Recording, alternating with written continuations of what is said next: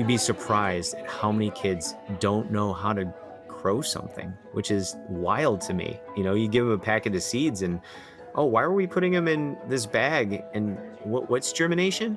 Right? Yeah, we're just trying to pick the winners to put them in the soil, right? And how often do I have to water it? I know. Yes, we got to talk about that, right?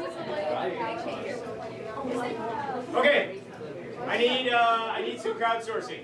Give me. And those are seniors. Those are 18-year-olds that are going off to college next year, and haven't had very many experiences doing that sort of stuff. So it's very empowering for them, I think, sometimes, because they'll just run to the back of the classroom and check on their babies. That's what they call them. They check on their babies every day. Oh, it's growing in my mouth, and that could be an 18-year-old boy that's all, oh, football. And he's going back there looking to see if his coneflower is growing, which is fantastic. But they don't have those experiences. So I think as long as you put them in front of them, humans are inquisitive by nature. We just got to show them that it's okay to be inquisitive still, right? Igniting sparks of curiosity in the next generation is a large part of Jeff Grant's life, and something he remembers from his own childhood. We were a family that would go outdoors a lot, so exploring and playing around, and we would sit down as a family and we would be watching nature shows, watching Marty Stouffer's Great Outdoors and things like that. Like most people, I'm fascinated by any creature that lives in total independence from humans. I've always wanted to get closer, to understand what makes them truly wild. So I try to emulate what those scientists are doing. I can remember specifically being a little kid and going out to the rivers back behind our houses and pretending like I was finding fossils and wrapping them like paleontologists would with newspaper. We would go fishing as family, and my dad would be there to discuss what was going on with the fish. And so we were just an outdoor family. Yeah, so I think that was probably the initial spark. And since then, it's just been burning. If you're wondering what that spark was for, the answer is science.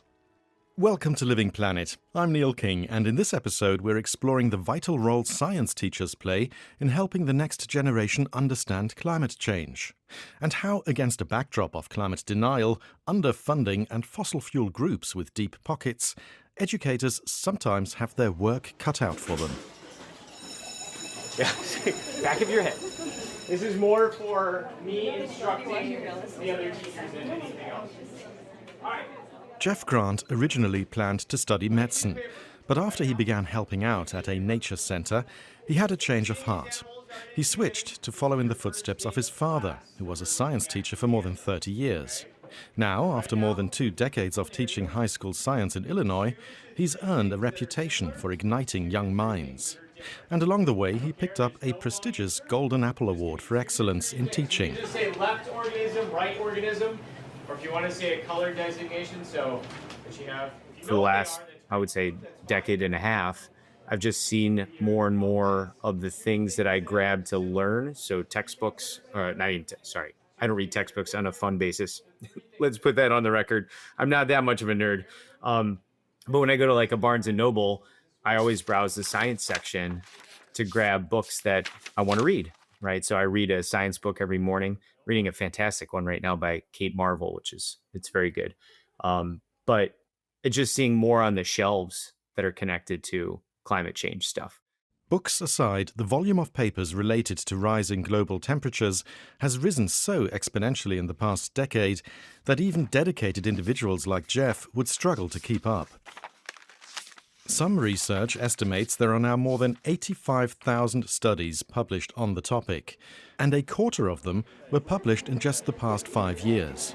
Try to stay away from technical terms in case another group has no idea what you're talking about. He says he has seen the topic trickle into the curriculum in his state off the back of discussions in classrooms.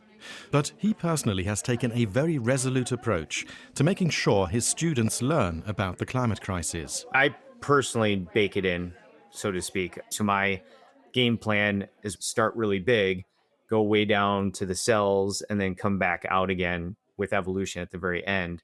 And so they're seeing climate connected to ecology, but then they also see it connected to things like evolution later on in the school year as well. Evolution can be a hot-button teaching topic in some US classrooms, according to Glenn Branch. He is Deputy Director of the non-profit National Center for Science Education, founded in the 1980s to prevent creationism from being taught alongside or instead of science. But over the years, the NCSE has witnessed a growing need to protect another scientific discipline. About 15 years ago or so, we noticed, and other people noticed, that there were attacks on climate change education beginning to emerge. We were monitoring them because they often traveled with attacks on evolution education. Eventually, we decided that the problems and the solutions were similar enough that NCSE should take on the task of defending climate change education as well.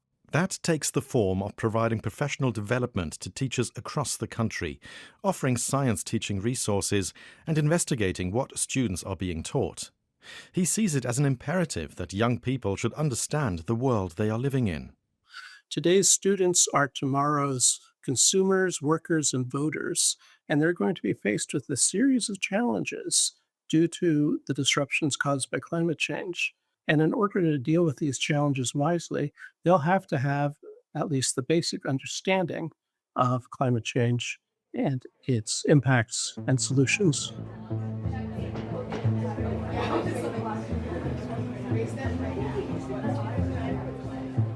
Which takes us right back to education. A report published this year by the Aspen Institute found that US teens don't have a confident understanding of climate change.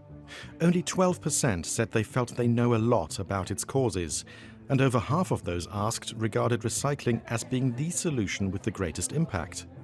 But the often complex and abstract nature of climate science can turn young minds off. So the key to plugging the knowledge gap, says Glenn Branch, is making the topic relatable. Teachers who are teaching climate change well will work to make it relevant. One way to do so is to make it local. Practically everywhere in the United States is being affected in one way or another. Climate change isn't just something that's happening to polar bears in the Arctic or people who live on tiny tropical islands in the South Pacific. It's in your backyard. 2 to 3 things that are similar, 2 to 3 things that are different. For Jeff, that means introducing his students to things like range maps, to explore how invasive species are spreading further north now that the winters are no longer as cold as they once were, or even just looking at unusual weather on the doorstep. So it's great to talk about, oh, here's, what's happening with flooding on the coast of Florida, but it's not as powerful as, well, here's why we're starting to get more tornadoes in Illinois.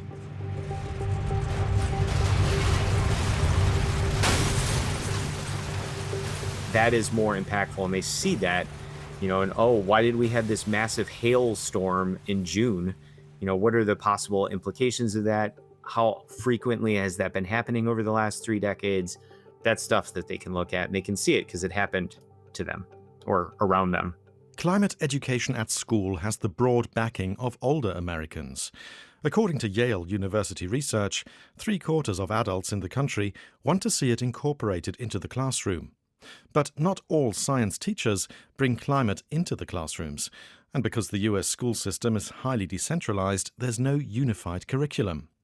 Decisions about what to teach are not made at the federal or state level, but by the local school district. And with some 13,000 districts across the country, Glenn from the NCSE says it can lead to wildly different approaches to education. He adds, though, that other factors are also at play. Because climate change is relatively new to American science education, today's teachers are being asked to teach material that they never had the opportunity to learn themselves. Now, teachers are professionals like lawyers and doctors. They undergo continuing education all the time. Learning new material and being able to package it for their students is nothing new, but it's still an uphill battle.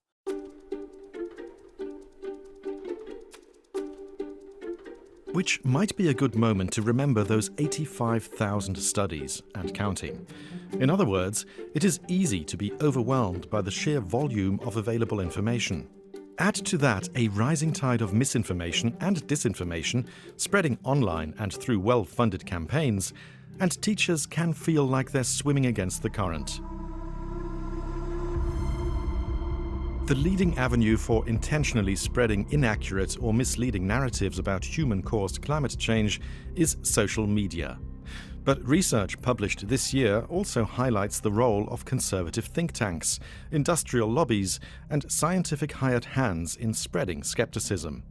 And the situation has been exacerbated by the Trump administration's climate denial policies and strategies. The federal government used to have something called a website called climate.gov, which was sort of the hub for all of the federal government's education and outreach efforts on climate change. And most of the staff has been laid off. And the result is that a lot of the content from climate.gov has gone missing. There are concerns that more information will go missing or be replaced by climate change denial propaganda. So, with the help of donations from the public, the staff of the climate.gov website have now regrouped to bring the site back as an independent non-profit. Renamed climate.us, it's planning to reinstate classroom resources designed by teachers and reviewed by scientists. In addition, even if there is no unity, many states do have teaching guidelines.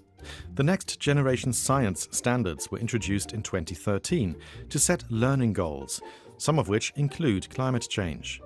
But because they are not obligatory, they are not a foolproof guarantee that the science of the subject will reach young ears. And in Jeff's eyes, the standards could go further.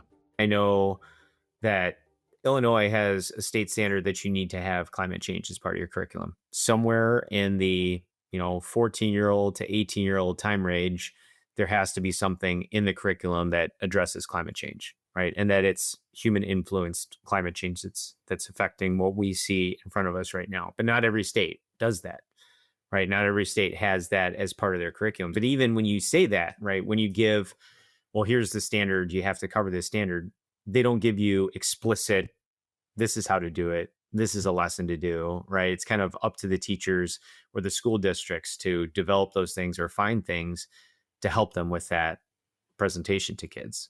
Professional organizations such as the National Science Teaching Association have issued statements calling for more and better climate change lessons. And while they offer lesson plans, workshops, and professional development opportunities themselves, they are up against some powerful groups with their own agendas. There are and have been systematic attempts to provide teachers with misinformation about climate change in the hopes that they will relay it to their students. And this has kind of two broad categories of sources. One is material from climate change denial think tanks. These are places like the Heartland Institute, and they're very strongly ideologically motivated. The Heartland Institute, which describes itself as a free market think tank with deep expertise on education policy and environmental protection, is known for its skepticism of scientific consensus on human-caused climate change. On one of its websites devoted to debunking climate science, it prominently states, "There is no climate crisis." The organization regularly produces videos to back that statement up, and has also made efforts to appeal to science teachers to educate their students along the same lines. In 2017, the Heartland Institute sent packets of material to teachers across the United States with outright blatant climate change denial.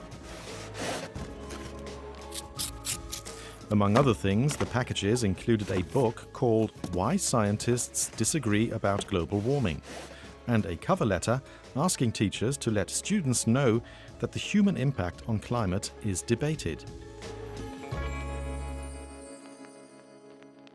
The National Science Teaching Association issued an alert in response to what it described as an unprecedented attack, and urged teachers to just keep on teaching science. But an NCSE study from around that time revealed the sometimes patchy understanding of climate on the part of educators, which can leave space for yet other groups to get into the classroom, including fossil fuel companies themselves. There is a industry-funded branch of the Oklahoma state government, for example, that produces supplementary material on fossil fuel use and climate change. The Oklahoma Energy Resources Board is an agency of the state founded over 30 years ago. Born, it says, out of a vision to restore land associated with historic well sites and to help support educators across the state, which includes glossy lesson plans and reading resources for teachers and students. Some research suggests the materials reach 98% of Oklahoma school districts. That material is less blatant, it's less obviously climate change denial than the ideological material, but it can still have a distorting influence. Oklahoma is the sixth largest oil and gas producing state in the US. The industry is a major employer and a major contributor to the local economy. According to one analysis, fossil fuel companies put nearly $89 million into Oklahoma school districts last year. They provide curriculum and training, and they give teachers, hey, come to our Saturday workshop, and it's all day, but we'll give you $50 and a free lunch, and then you'll have all of these supplies, and you just literally copy the lessons and you share them with your students. More on that in a moment. First, meet Melissa Lau. She has been an educator for over 20 years and currently teaches environmental science and biology to 13 to 18-year-olds at a school in her home state of Oklahoma. She is another science teacher who's passionate about what she does. What brought me into education was just investing in that next generation. I don't have children of my own. That is a personal choice that I made. But I felt like as a member of society, I can still make a difference and invest in that next generation. And in recent years, that has included making her students aware of climate change and the role that humans continue to play in it. In 2018, I had an opportunity to work with a project that paired teachers with researchers, and they sent us into the field for a significant amount of time to work with research groups. And I worked with a team from Florida International University studying phenology and vegetation change in the Arctic. And I spent 36 days above the Arctic Circle in Alaska working with this team.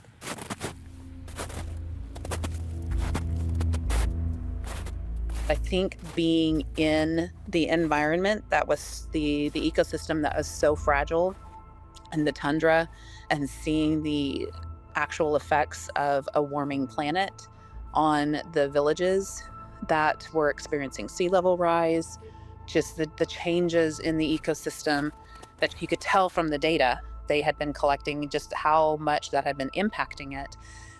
It was something I was always concerned about, but oh my goodness, we have people always think about climate refugees being something that's not happening in the United States, but it is. We have villages that are having to completely relocate.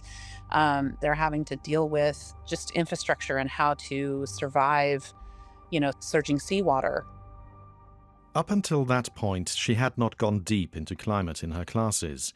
But during her time away, something shifted. It just added a level of urgency that I thought, I can't be wishy-washy or, oh, well, it's just a little too controversial. I don't want to attack this topic in my coursework at all. So we'll talk about it quickly and then move right along. It really did bring it home as far as these are real people's lives that are being impacted. I mean, it's urgent and it's happening now. But having made the decision to explore the impacts of global temperature rise more profoundly with her students, she had to come up with a way to bring it home to them in her landlocked state.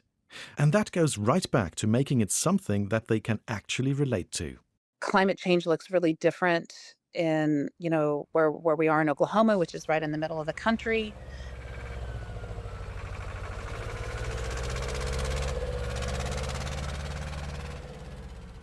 It's a little bit more subtle, but it's still there. With agriculture, that was where you could see the biggest changes and the shifts that farmers are having to make to adjust for the longer droughts, more disease-prone species, just having to see the way that they're having to change their monoculture and soil conservation to adjust for climate change. In Oklahoma, most of the land is devoted to farming. Like many others, Melissa has relatives working in both agriculture and the oil industry. From personal experience, she knows just how challenging it can be to talk about the increasingly divisive issue of rising global temperatures. As soon as I use the term climate change, they would shut it off. It's been politicized to the point where you can't hardly have a conversation about climate change, but I can have a conversation about the changing climate. So that's different. As long as you don't use those trigger words, so to speak, those politicized hot topic words, you can have those conversations. They just don't want to hear climate change and that it's us. It's frustrating. As frustrating as those conversations with her relatives can be, they've also helped prepare her to tackle the topic with her students. It does help for me to be able to have that conversation when we start getting into these more sticky topics. That I have that connection of, my family, they cattle ranching and wheat farming. I have family members that drive fuel trucks for oil companies. And so I think that puts them at ease, because I think a lot of times it is, but my dad is just trying to make a living. We're trying to feed our family, keep a roof over our heads. It gets personal. Like, your parents are not bad because they happen to work for an oil company, or, they happen to have livestock or grow crops. Like, they're not the villains in this story. So that helps to put them at ease, and they tend to be less defensive. And once she does get into the material, she tries to teach in a way that doesn't only explain the problem. She also helps them to foster a relationship with the natural environment and maintain a sense of agency.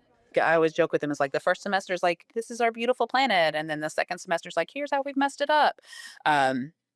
They realize, oh, it is us. This can't just be a change in solar radiation or our position as we're moving around the planet. But it has to be balanced with, a hopeful message that, yes, humans are the cause of many of the things that are happening on our planet, but we are also the solution, trying to balance that, because you have to deal with that climate anxiety. Apathy is what I see a lot of, is just apathetic. It's like, well, it's just too big and it's too late. So why are we even bothering? These questions are answered in her classes, but she is aware of the Oklahoma Energy Resources Board trying to share the space. The OERB is just one of a number of oil and gas bodies operating in different states such as Kansas, Ohio, and Illinois, and offering educational programs to teachers and students. In Oklahoma, efforts to reach children start early. Through a series of illustrated and now digitized books, the Oklahoma Energy Resources Board introduces young readers to Petro Pete, the main character who takes them on an adventure in a place called Petroville. In one story, Pete wakes up in a world without fossil fuels or anything made from them, including his toothbrush, the tires on his bike, and even his comb. Which to me just goes to show how dependent we have become on fossil fuels and how urgent it is for us to start finding these alternatives, because it's not just energy. It is so much of our lives are impacted and influenced by fossil fuel products.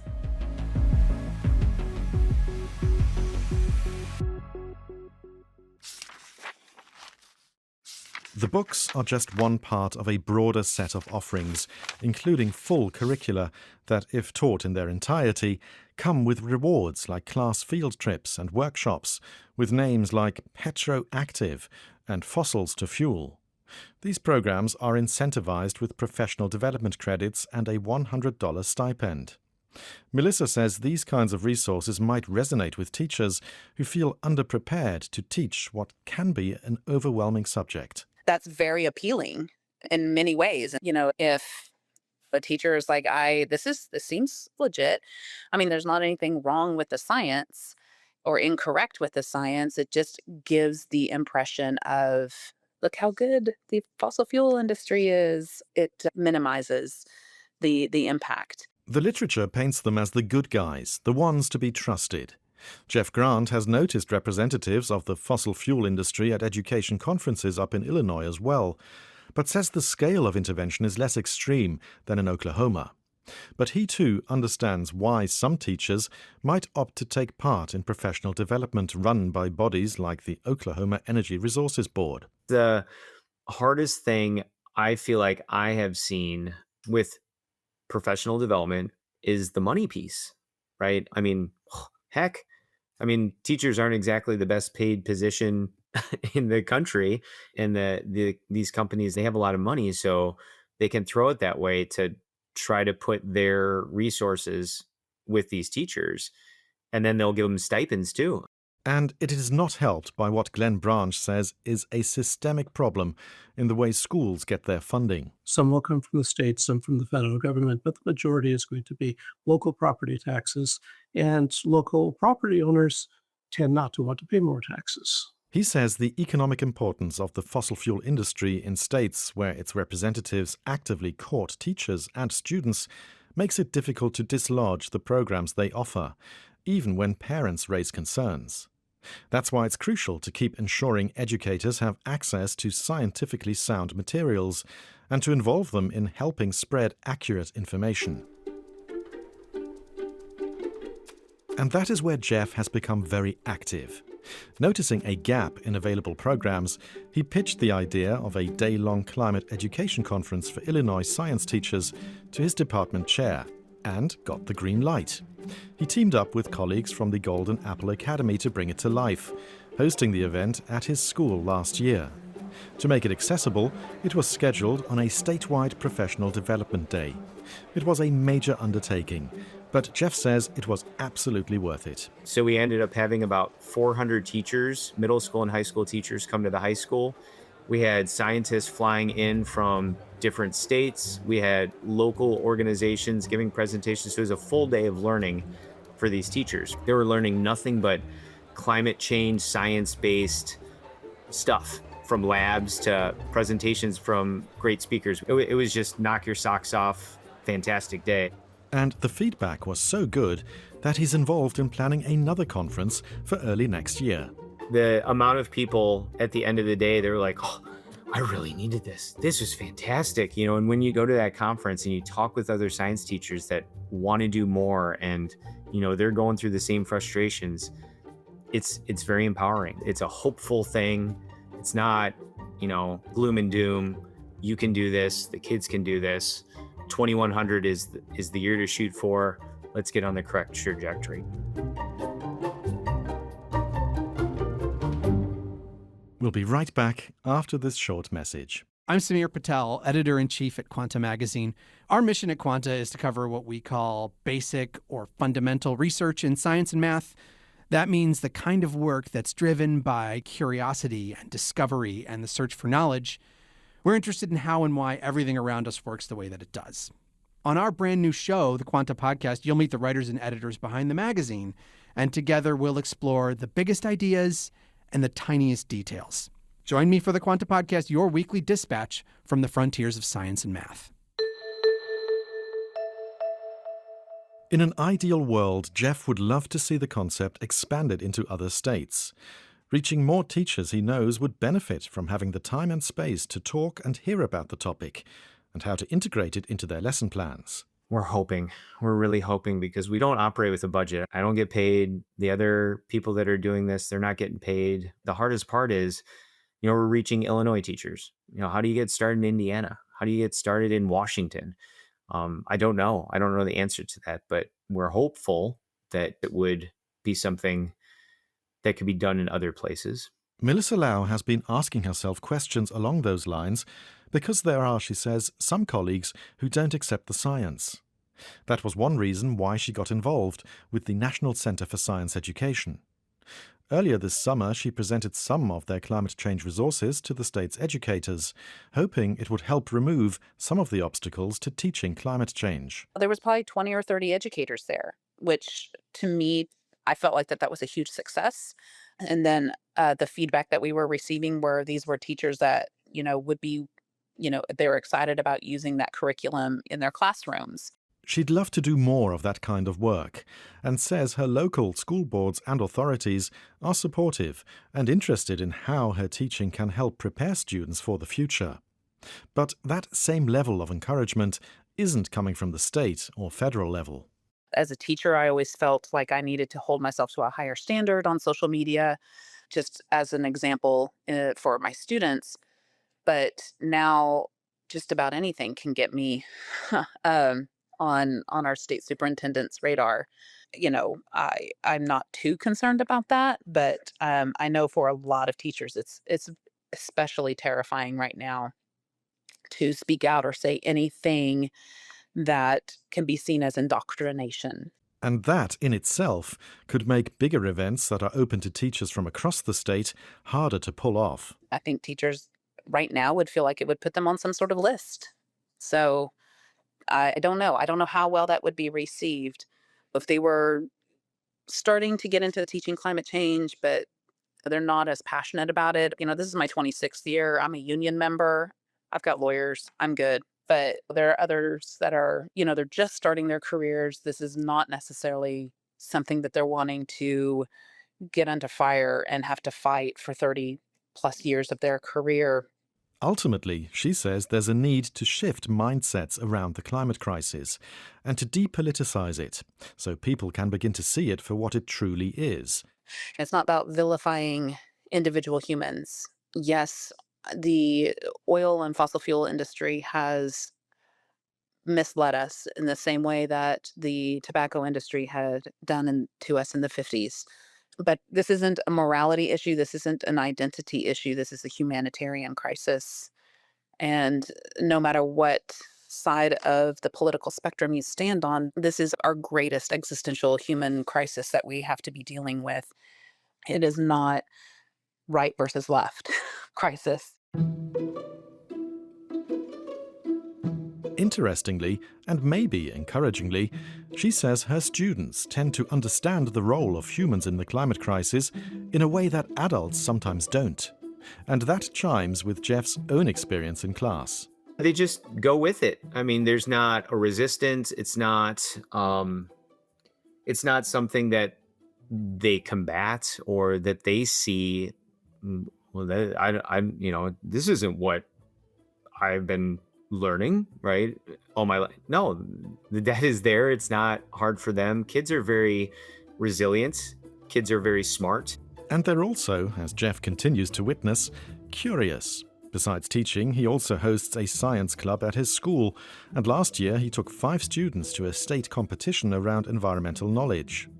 They didn't win, but they did come away inspired. And those 5 kids coming back for that are like, we really need to do more stuff. I was like, all right, well, what do you want to do? When he mentioned this enthusiasm to a contact from the American Geoscience Group a couple of days later, she made a suggestion. She goes, oh, well, we're trying to work with kids to develop rain gardens. I was like, what's a rain garden? And she told me, and I told the kids, and they're like, we should make one at our school. And I said, yeah. For clarity, a rain garden is not a wetland, but an area where native plants are dug into a small depression. The idea is that it can temporarily hold water that runs off from rooftops of paved areas. That water then filters into the surrounding soil. If you pick the right plants, they can clean up that water before it goes down there as well. So the rain garden concept is just decreasing ecological footprint. So the kids pitched it to the administration, and guess what? We put one in. It was fantastic. He says teaching kids about science and climate change is about trying to help them understand and better navigate the world. But he also sees it as an opportunity for them to learn how to become aware of their role in it. Be conscientious that you're part of the world, right? And that it's a global phenomena. It's not just the United States. I think if they walk away from class like that, then that's a positive.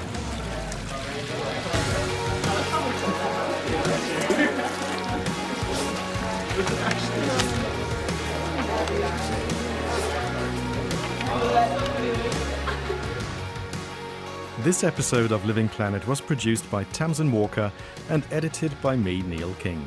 Our sound engineer was Christian Steter. Did you like this episode? We'd love to hear from you. Our email address is livingplanet@dw.com. Of course, any ratings or reviews on the podcast platform of your choice are also very welcome. That's it. Thanks for listening, and bye for now.